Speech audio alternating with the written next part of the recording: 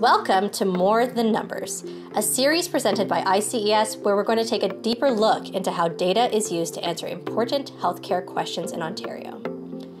Since 1992, the Ontario government has entrusted ICES with securely holding and analyzing its health administrative data to evaluate and improve Ontario's health system. Our researchers use a vast and secure array of health-related data to answer key questions to improve the health of Ontarians. In this segment, we will look at how data is used to understand the experience of immigrants and refugees in Ontario. Immigrants are a significant contributor to our demographic and economic growth as a country. Coming to a new place or country can be both exciting and challenging. Newcomers can simultaneously experience changes to family structure, cultural and social norms, social networks, and their surrounding environment. They're also tasked with learning how to navigate a new and unfamiliar health system. It's no surprise that these changes can have impacts on an individual's health and their healthcare journey. We connect with ICES postdoctoral fellow Dr. Sasitha Wanagarani to understand how she uses data to find the answers to pressing issues that immigrant populations face in their healthcare journey in Ontario. Sasitha, why is it important to understand how immigrants and newcomers interact with the Ontario health system? One of the many important things that we need to think about when we think about immigrants coming to Canada is and how it affects their health is really having the opportunity to think about the histories and cultures of the just incredible diversity of immigrants that come to Ontario. It's also important to think about the pathways and processes of immigration and settlement, and also how all of those things influence overall health and well-being. I think when people like the general public might think about immigrants and immigrant health, they don't necessarily have information that's grounded in population health data. It's really important to, explore that diversity, and because immigrants aren't just one mass of people that have all the same behaviors and the same way of doing things. It's important to explore that heterogeneity. We also need to have information that helps guide development and development of evidence-based health services and social supports to address specific needs they might have, as well as the inequities they might be facing. The other thing is that immigrants come from very different countries and have exposure to very different healthcare systems. And when immigrants come to Canada, they don't necessarily get an orientation to the Canadian healthcare system. Depends on the immigration pathway they come through. Immigrants to Canada are at least in the last 30 years, are largely racialized folks. And, that this particular aspect of discrimination in the healthcare system is not that well understood in Canada. But, anecdotally, we know that happens. And all of this can help us get a sense of whether different immigrant groups are receiving equitable care. And all of that also impacts their short-term and long-term health outcomes. As individuals immigrate to Canada, they go through many processes, stages, and changes. They must apply to immigrate to Canada, they go through an application process, they go through screening, and then they have to move and settle in a new country. When they arrive, they are then faced with navigating a new and unknown health system, which can impact immigrants' population's health and well-being. Understanding that immigrant journey to Ontario can shed an important light in how they are accessing care and health outcomes that they experience when they arrive and settle in Ontario. What types of data does ICES receive on immigrants, newcomers, and refugees that helps us understand and describe this journey, and where does that data come from? ICES has a data sharing agreement with Immigration Refugee Citizenship Canada, or the IRCC, and this data sharing agreement allows us to access and use data on immigration to better understand the health and the healthcare needs of immigrants. The IRCC database is quite a rich database, and it can really demonstrate the different pathways to immigration that are related to immigration policies that are put in place in Canada over different periods of time. And understanding the development of policy over time is essential. So immigration pathways also connect us to conflicts and various, geopolitical issues that are happening around the world. And, especially for refugees, that influences, the refugee pathways and cohorts that arrive to Canada. The nuances in these data are really important because they talk about the journey of immigration to Canada and speak to health outcomes well beyond the immigration process. And it also can speak to across generations as well, because we have such a long period of immigration data, and people also, have children, and we can connect all that information using these databases. one of the variables that's interesting in the IRCC database is secondary migration. And this basically tells us whether a person immigrated from a country other than their country of birth before they arrived in Canada. And if you combine that information with their immigration category, it's important contextual information and really can highlight differences across the immigration journey that shape health. My first attraction to this data set was to study refugee, maternal, and infant health. And at the time, I'd say over a decade ago, there weren't that many studies in Canada especially, but globally, there wasn't that many looking at refugee and refugee health. If there was, they weren't necessarily representative of the diversity of refugees. We have talked about how vital IRCC's dataset is to this work and that it provides many opportunities to understand the facets of immigration and the journey individuals take when they come to Canada. However, this dataset was not initially created for this purpose, and using it for health data research has its limitations. What are some of the challenges and limitations of using this dataset? There's a lot of heterogeneity within immigrant groups that isn't well explored in many studies. The initial use of this dataset really looked at this immigrant and non-immigrant dichotomy without considering immigration category, so the broad economic, family class, refugee categories, which I think are critical because those are the pathways that immigration is assessed, and health can be different according to those categories. Also, there wasn't much consideration around pre-migration experiences, and all of these things affect how people use healthcare after they arrive, and also shapes their health outcomes post-migration. Administrative data alone cannot tell the whole story of an individual's experience. A person's journey to Canada is not just a series of data points, it's a journey filled with all types of life experiences and stories. And each journey is different for each person and each population. You spoke about the importance of having contextual and qualitative information to tell a better story. Can you elaborate on what contextual information is and why it's important for this type of research?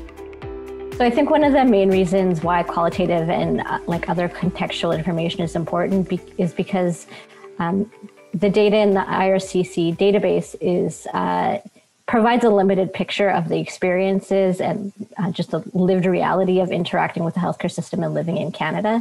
Having qualitative information, qualitative studies has really been central to my understanding and my efforts to help explain what we might see in specific studies.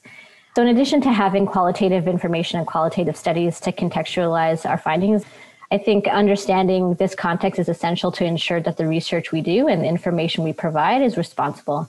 And I think we need to do that so we prevent as much stigmatization of communities of immigrants and refugees as possible. Throughout your research, you've worked collaboratively to ensure that these data are used to address key issues and policies that shed light on immigrant health in Ontario. One of the projects that you've worked with these data was for a series of studies in partnership with South Asian communities to look at underlying drivers of son preference in South Asian immigrant families living in Ontario. Can you tell us a bit more about your team's approach in accessing data for this research and what you did to understand and get an accurate interpretation of these data?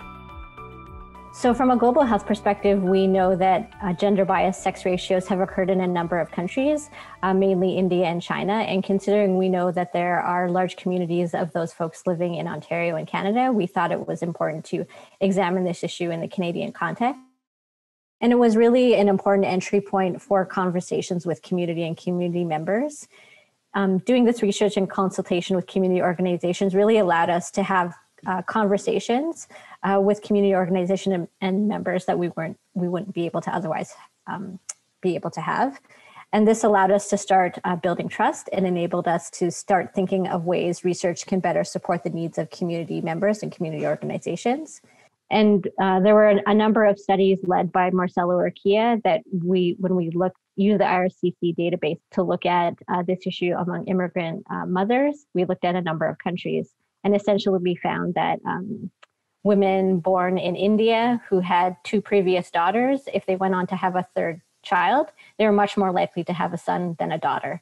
And this was facilitated by having an abortion between those 2, the 2nd and the 3rd birth. My study looks at 2nd generation South Asian women. We needed many data sets to do this, to do these studies. We needed the IRCC, the Immigration, Refugee, Citizenship Canada database, and this allowed us to identify all Ontarians who were born in South Asian countries. So we linked the IRCC database to Beju Shaw's ethnic database. And basically, this database lets us identify South Asians based on their surname. So by linking these two information, we could disentangle whether someone was an immigrant to Ontario versus whether they were South Asian but were born in Canada. So this enabled us to identify second-generation mothers, which was the focus of our paper. All of that information was then linked to the mom-baby database. And this database allows us to look from the mother to the infant and look at that whole journey. And this was crucial for our study because we needed to both understand who the mother was and also the number of children she had, the order and the sex of the children that she had. So we needed a number of databases that will allowed us to capture abortions. So for in-hospital abortions, we used several CHI databases, the Discharge Abstract Database, the Same-Day Surgery Database, and the National Ambulatory Care Reporting System, or NACRS. And then for out-of-hospital abortions, we used OHIP physician billing data. We also used the Registered Persons Database, which includes all the data for Ontarians as well as their health service database. Linking all of these databases allowed us to answer the very specific question we were asking. Working with immigration data to understand what an ethnic group like South Asian families experience has its own complexities, what were some of the essential data lessons from this project? So the series of quantitative studies that we did on sun-biased sex ratios were supported by a number of community organizations. Firstly, Punjabi Community Health Services, as well as the South Asian Women's Center, were involved in the earlier studies. And it was really an important entry point for conversations with community and community members. Doing this research in consultation with community organizations really allowed us to have conversations with community organization and members that we wouldn't be able to otherwise be able to have. And this allowed us to start building trust and enabled us to start thinking of ways research can better support the needs of community members and community organizations. Every source of data has data limitations. So for example, the ethnic database that we used was based on last names. And we mostly know that those last names were common to India and maybe not be as common to other parts of South Asia. We also know that South Asian Indian immigrants migrate from many parts of the world. So we had to ensure that the individuals pulled from this database aligned with the study criteria that we were interested in. It's also important to note that the groups we are studying and that we studied will only be captured to a certain degree because of the limitations of the database's information. A key component to this research was ensuring that community members were involved. Partnering with community organizations and community members added what you described as contextual information, and the research had an immense impact on the community level. Can you tell us about what that impact was and how your research team worked with communities throughout the research process? The specific question about the existence of some preference wasn't that surprising to community members. I think that they knew that it was occurring, but what our study was able to do was to provide them with a number. And it allowed them to start building awareness and understanding that in fact, it exists, and there was a way to, quantify it and address the issue in a manner that was culturally appropriate. The community was able to participate also in the dissemination of the research findings. They were involved in many of the press releases, but we also were able to do qualitative research with them, which led to development of a Sun preference educational resource. And that resource is currently being used by community members and organizations. The development of that resource was an important process. It allowed us to all engage in a process of co-creation and co-design. And all of us, particularly the community organizations, were able to make decisions about the text, the messaging, as well as the graphics, and the images they thought would be the most appropriate to use. I think the whole collaborative effort really strengthened the quality and the relevance of the educational resource, which encouraged and facilitated use of that resource in community programming. One way that educational resource was applied was in a community programming that aimed to bridge the intergenerational divide between grandmothers and granddaughters. It was also used in a partner assault response program. The tool helped guide discussions that were otherwise pretty difficult to have, and they were sensitive and challenging topics. As immigration continues in an attempt to meet Canada's population demands, immigration policy changes, and the impacts on immigrant health continue to be crucial. What would you say are some of the opportunities for research on immigrant and refugee health? So I think some of the opportunities in moving this research forward is really around being able to do greater contextual understanding. So really moving beyond, what essentially just is in the data, providing a greater comprehensive literature review that really goes beyond description of the variables is really key to understanding the broader context of immigrant health. I also think there's a really great value in having more researchers who have an immigrant background, whether they be first generation, second generation, or beyond.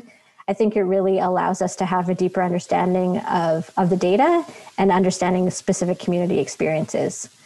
I also really look forward to the valuable work we're doing around developing a race, ethnicity, and immigration framework to ensure the responsible use of these data. I think there's also a need for broader collaboration with communities, and I think the work we did around Sun Preference really demonstrates how transformative the work can be when it's done in partnership with community. Susitha has given us an inside look into the immigrant journey in Ontario and how data, with the support of community voices, can shed light on inequities and gaps in healthcare for immigrant populations. As we continue to welcome immigrants into Canada, we need to be adaptive and responsive to their needs as they enter our healthcare system. Beyond all the data and statistics, it's important to remember that it's more than numbers.